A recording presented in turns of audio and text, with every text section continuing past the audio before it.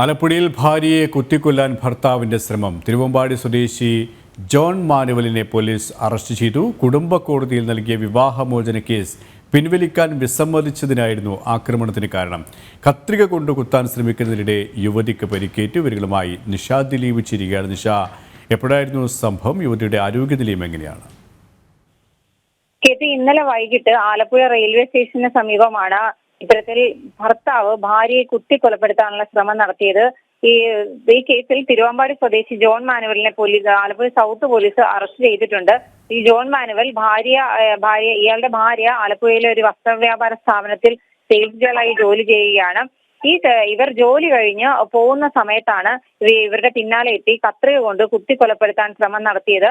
Police പറയുന്നതനുസരിച്ച് ഇവർ തമ്മിൽ കുടുംബ കോടതിയിൽ കേസുണ്ട്. ഇവർ വിവാഹമോചിതരാണെന്നും പോലീസ് പറയുന്നുണ്ട്.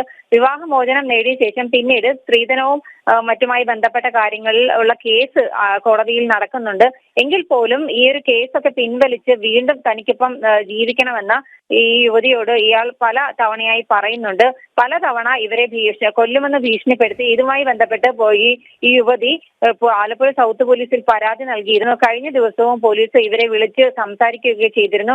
പിന്നീടും ഇയാൾ പുറകെ നടന്ന ഈ മുൻ ഭാര്യയെ ഭീഷണിപ്പെടുത്തുകയും കൊല്ലുമെന്ന് ഭീഷണിപ്പെടുത്തുന്ന തരത്തിലുള്ള സംഭവങ്ങളൊക്കെ ഉണ്ടായിട്ടുണ്ട്. എന്തായാലും ഇന്നലെ ഇവർ ജോലി കഴിഞ്ഞ് പോകുന്നതിനിടെ ആലപ്പുഴ റെയിൽവേ സ്റ്റേഷന് സമീപം വെച്ച് ഇയാൾ പിന്തുടരുകയും ഓടി രക്ഷപ്പെടാനായി ഇവർ ശ്രമിച്ച സമയത്ത് കത്രിക കൊണ്ട് പിന്നിൽ നിന്ന് കുത്തുകയുമായിരുന്നു. ഈ ഓടുന്നതിനിടയിൽ ഈ ജോൺ മാനുവലിനും വീണ് പരിക്കേറ്റിരുന്നു. വീണ സമയത്താണ് ഇയാളെ നാട്ടുകാർ പിടികൂടി പോലീസിൽ ഏൽപ്പിച്ചത്. എന്തായാലും നരഹത്യാ വകുപ്പുകൾ പ്രകാരം ജോൺ മാനുവലിനെതിരെ പോലീസ് കേസെടുത്തിട്ടുണ്ട്. പോലീസ് ഇയാളെ അറസ്റ്റ് ചെയ്തിട്ടുണ്ട്.